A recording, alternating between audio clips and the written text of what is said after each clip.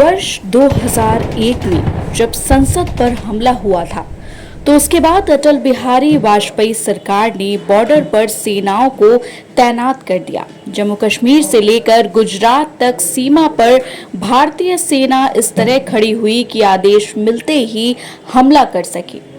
पाकिस्तान को भी अपनी सेना सीमा पर भेजनी पड़ी। दोनों सेनाएं काफी समय तक आमने सामने खड़ी रहीं। दिसंबर से मार्च आते आते बिना युद्ध के ही पाकिस्तानी सेना की सांसें फूल गई। उसके पास इतनी शक्ति और संसाधन ही नहीं था कि वो अधिक दिन युद्ध के मोर्चे पर खड़ी रह सके। एक भी गोली नहीं चली, लेकिन पाकिस्तान के पसीने छूट गए। युद्ध तो दूर, उसकी तैयारी भर में जो अतिरिक्त खर्च होता है उसी ने पाकिस्तान को कंगाल कर दिया। लेकिन तभी भारत में पाकिस्तान का इकोसिस्टम सक्रिय हो गया। मीडिया में ऐसी रिपोर्ट छपने लगी कि थार मरुस्थल में 51 डिग्री तापमान है। भारतीय सैनिक गर्मी से परेशान हैं। किसी भारतीय सैनिक के साथ कोई दुर्घटना हो जाए तो उसे खूब बढ़ा चढ़ाकर छापा जाता। बताया जाने लगा कि जवानों का मनोबल टूट रहा है। Times of India, today, NDTV जैसे मीडिया समूहों ने खूब नौटंकी की। 10 महीने बाद जब भारतीय सेनाएं छावनियों में लौटी, तब तक पाकिस्तान दिवालिया हो चुका था। उसकी सेना इतनी बुरी तरह पस्त हो चुकी थी मानो युद्ध हार कर लौटी हो। लेकिन मीडिया ने इस बात को बिल्कुल भी प्रमुखता नहीं दी।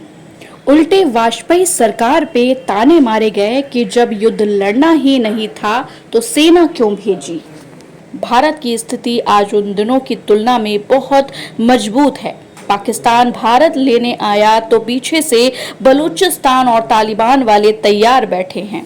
चीन अमेरिका के साथ टैरिफ वार में व्यस्त है। लेकिन जिस प्रकार से राजनीति और मीडिया का एक वर्ग युद्ध की हुंकार भर रहा है, वह संदेह पैदा करता है कि कहीं ये कोई जाल तो नहीं, युद्ध का जाल जिसमें भारत को फंसाया जा सके ताकि उसकी आर्थिक विकास को पटरी से उतारा जा सके। वैसे ही जैसे रूस को यूक्रेन के साथ फंसाया गया। रूस जैसी महाशक्ति आज अपने सारे संसाधन यूक्रेन जैसे फटीचर देश पर बर्बाद कर रहा है। भारत का आर्थिक और वैश्विक महाशक्ति के रूप में उभरे नामवर का चाहता है युवा, और अब ना चीन और ना ही भारत के अंदर बैठे उनके एजेंट। वे चाहते हैं कि सीमा पार युद्ध हो और देश के अंदर गृह युद्ध। कुछ दिन पहले इसी तरह से बांग्लादेश में हिंदुओं की हत्या करके भारत को हमले के लिए उकसाया जा रहा था। मणिपुर को महीनों तक जलाया गया। उससे पहले ही किसान आंदोलन की आड़ में गृह युद्ध भड़काने के प्रयास हुए। यदि हम सोचते हैं कि राहुल गांधी केवल छुट्टी मनाने और आराम करने अमेरिका गए थे तो ये हमारी भूल है। असदुद्दीन ओवैसी जैसा जिहादी यदि आतंकवाद के विरुद्ध बोलने लग जाए तो मतलब दाल में कुछ काला है। भारत और हिंदू विरोधी ग्लोबल शक्तियां अपने प्यादों से वजीर को घेरने के प्रयास में हैं। कुछ तथ्य है जो हमें ध्यान में रखनी चाहिए। पैगाम हमले से कुछ सप्ताह पहले ही अमेरिका ने पाकिस्तान को $400 मिलियन की सहायता दी है। महीने भर पहले ही पाकिस्तान के प्रधानमंत्री और सेना प्रमुख ने सऊदी अरब का दौरा किया। कुछ सप्ताह पहले ही हमास के आतंकवादी पीओके आए थे और वहां पाकिस्तानी एजेंसियों के लोगों से मिले थे। एक सप्ताह पहले ही पाकिस्तान का सेना प्रमुख असीम मुनीर हिंदुओं और प्रधानमंत्री मोदी के विरुद्ध जहर उगल रहा था। इन बातों का यह अर्थ बिल्कुल नहीं कि पाकिस्तान या बांग्लादेश को उनके दुस्साह के लिए दंडित न किया जाए। युद्ध तो अवश्यभावी है, किंतु कोई भी युद्ध अपनी शर्तों और अपनी सुविधा से होनी चाहिए।